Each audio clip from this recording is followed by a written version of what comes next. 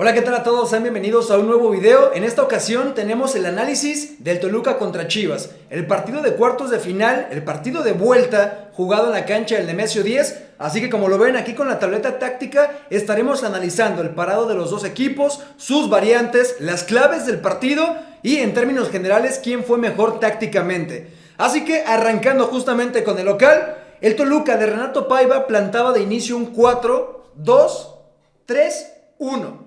Poniendo a Fede Pereira en la central como uno de los principales hombres en defensiva y también con laterales muy ofensivos como lo era Maxi Araujo y el Guamerucito, la doble contención con el Serrucho Baeza y Marcel Ruiz, que fue una modificación de cara a este partido. El enganche y el que jugaba detrás del punta era Alexis Vega, una función que no ha desconocido, pero que lo retrasó un poco más conforme a lo que se planteó en el partido de ida. Después acá estaba López, el Gacelo estaba por acá. Decidió entonces sí jugar con un punta por la falta de remate y efectividad que tuvo en el partido de ida. Como extremo por izquierda estaba Jan Meneses y por la derecha acá el que aparecía entonces abierto por esa banda el Juanpi Domínguez. Así plantaba Toluca. Y en cambio el Guadalajara en una respuesta normalmente planteaba Gago un 4-2-3-1, pero en esta ocasión decidió modificar. Fue un 4-3-3. Yo les voy a contar un poco de cómo iba este medio campo, pero también la parte importante acá en las modificaciones. Bueno, estaba primero el tal Rangel en la portería, la pareja de centrales entre el Tiva y Chiquete Orozco, a la izquierda José Castillo, que ha sido muy habitual que aparezca como lateral izquierdo, pese a que él es perfil derecho. Alan Mozo, aquí está Eric Gutiérrez. Guti como el aparente contención, aunque en muchas ocasiones, tanto el Pocho Guzmán por la derecha, como el Nene Beltrán por la izquierda jugaban a la misma altura, manteniendo una línea muy ordenada, pero ya iremos a los detalles un poco más adelante. En la punta regresó Ricardo Marín, porque sinceramente los partidos de Javier Hernández han dejado muchísimo que desear. Por la izquierda, el mejor momento para mi gusto de Pavel Pérez, y por la derecha acá estaba el Piojo Alvarado. Posterior a todo esto, analicemos qué fue lo que hizo Toluca. Toluca sobre todo intentó jugar mucho por dentro, por este carril que pueden notar acá. Justamente ya sea con los contenciones, podía generar algunos pases internos, pero creo que principalmente todo iba engranándose desde abajo, con dos laterales muy ofensivos, como se los decía Maxi Araujo. Maxi lo que hacía era ponerse a la altura de los volantes del medio campo, para que entonces su extremo más próximo, que era Jan Meneses, pasara al interior, se cerrara. Y lo mismo ocurría en el costado contrario. Acá también había una subida por parte de Brian González, de Guamerucito, perdón, y también acá aparecía cerrando Juanpi Domínguez. Entonces, al tener a tanta gente acumulada por los costados, el Guadalajara también tenía que defender por los costados, hacer descender al Piojo, a Mozo preocuparlo por la marca del extremo y que también tuviera un apoyo del Pocho. Lo mismo del otro lado, intentar encajonar con un 3 contra 2 y tener superioridad, o en el peor de los casos, quedar 2 contra 2, pero nunca en inferioridad por las bandas por el daño que hace Toluca. Dicho todo esto, entonces, una vez que Guadalajara está tan preocupado por lo que sucede en las bandas, entonces Toluca lo que hace es adelantar a los dos centrales y posicionar también al Serrucho Baeza muy cercano al resto para partir con una especie de línea de 3. Pero lo curioso es que, contrario a otros equipos, Baeza no se posicionó en el centro o entre los centrales, sino que los dos centrales se cerraban, Pereira quedaba abierto y Baeza descendía para ayudarles con la salida de aquí y hacia las bandas o incluso al centro. Vega deambulaba libremente y buscaba sobre todo los espacios entre líneas y a las espaldas del Guti, y Marcel Ruiz era el elemento más libre. Gracias a toda esta atracción que ocurría por las bandas, entonces Marcel recibía desde Baeza y a partir de acá volvía a las bandas, o algunas veces también intentaba con las ciertas diagonales de sus compañeros filtrar, pero siempre por dentro. Y ahora, regresando todo a su lugar, hablemos del Guadalajara. ¿Cómo jugó Chivas y cómo encaró también este partido? Bueno, como te contaba, es un 4-3-3. Mucha amplitud, como le gusta a Fernando Gago a lo largo de toda la temporada, es decir, el Piojo bien abierto por derecha, mientras que por izquierda Pavel Pérez también está muy abierto. Esto también favorece los espacios por dentro, pero al mismo tiempo le da muchas posibilidades de generar superioridades por fuera.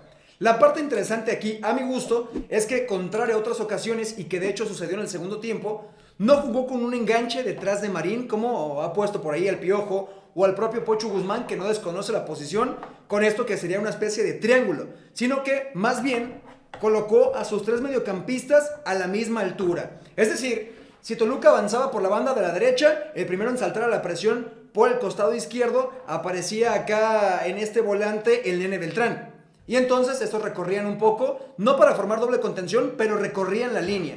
Y todo el tiempo mantenía cierta simetría. Pero si Toluca, por el contrario, avanzaba por el costado izquierdo, entonces era Pocho el que tenía que saltar a presionar y el Nene y Guti guardaban un poco más la distancia contra su línea defensiva. Eso fue algo muy interesante que hacía Chivas para poder cerrar ciertos espacios tanto por la banda como por dentro, pero sobre todo tener recorridos defensivos muy rápidos. Y bueno, si suponemos que Toluca te ataca por la banda izquierda, cierra a Meneses y también adelanta a Maxi Araujo, ya lo decía, lo natural es entonces que Mozo recorra con el extremo, aquí sigues 2 contra 1, pero también, como en muchas ocasiones ocurrió, el Juanpi adelantaba la línea y tenía que cerrar entonces el lateral izquierdo que era José Castillo.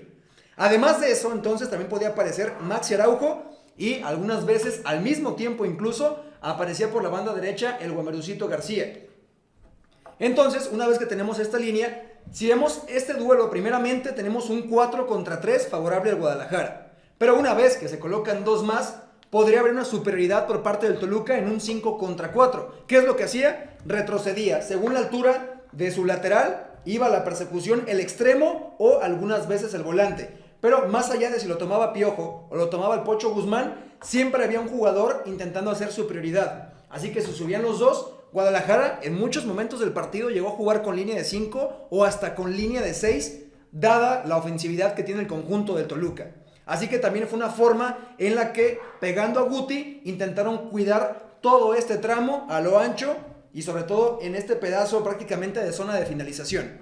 Así que bueno, eso es una de las cuantas cosas que intentó hacer Guadalajara. Y otro detalle muy importante donde Toluca sí le pudo superar es que una vez que llegaba a la profundidad con el extremo, pese a la persecución del lateral, lo normal es que tus defensas replieguen y se hundan prácticamente dentro del área chica. Pero aquí lo que hacía inteligentemente Gacelo algunas veces era cuando picaba hacia el frente, retrocedía inmediatamente al manchón penal para buscar el remate y liberarse de la presión porque Guti no llegaba tampoco a marcarle.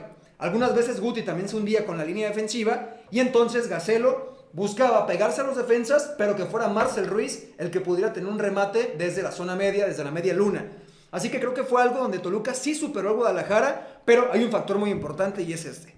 El Tele Rangel, que tuvo un muy buen partido porque en el trámite realmente Toluca mereció mucho más, pero el fútbol no es de merecimientos.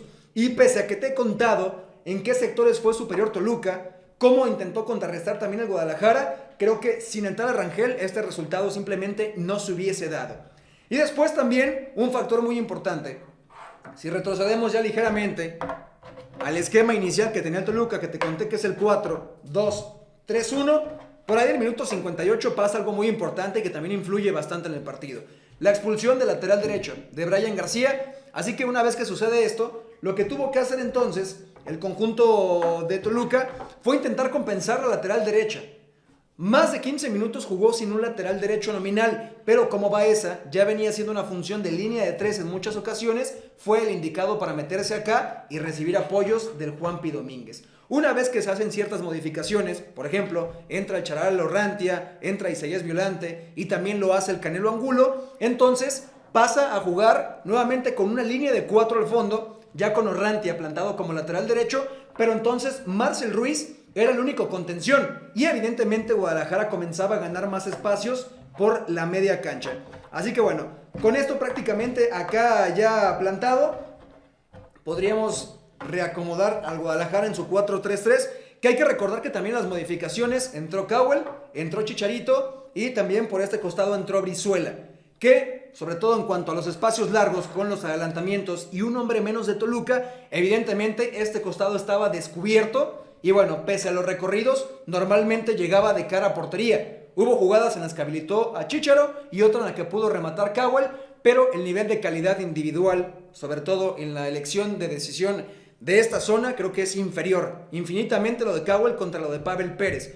Pero esto en general fue el partido y un poco el cómo pudo resistir Guadalajara, en qué zona sí pudo ser superior. Y bueno, pese a esto, el partido termina 0-0. Hay una polémica también importante con un gol anulado a Alexis Vega, que después de muchas tomas y mucho tiempo transcurrido, nos podemos dar cuenta que incluso el último toque lo hace un jugador del Toluca y se acaba la polémica porque está adelantado Alexis Vega.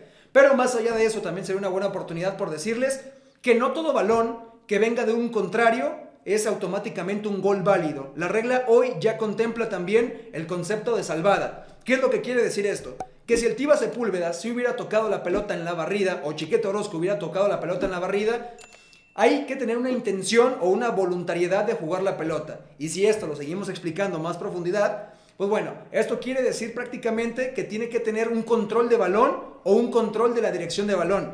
Y normalmente en una barrida es imposible tener el control de balón. Así que bueno, ya con esto prácticamente estamos abordando lo que ha sido toda esta serie y todos estos cuartos de final entre Toluca y Guadalajara, donde Chivas finalmente logra avanzar a la siguiente ronda y donde también muy probablemente tendrá que enfrentar al conjunto de las Águilas del América para que estén pendientes a este análisis y al análisis de América contra Pachuca. Gracias.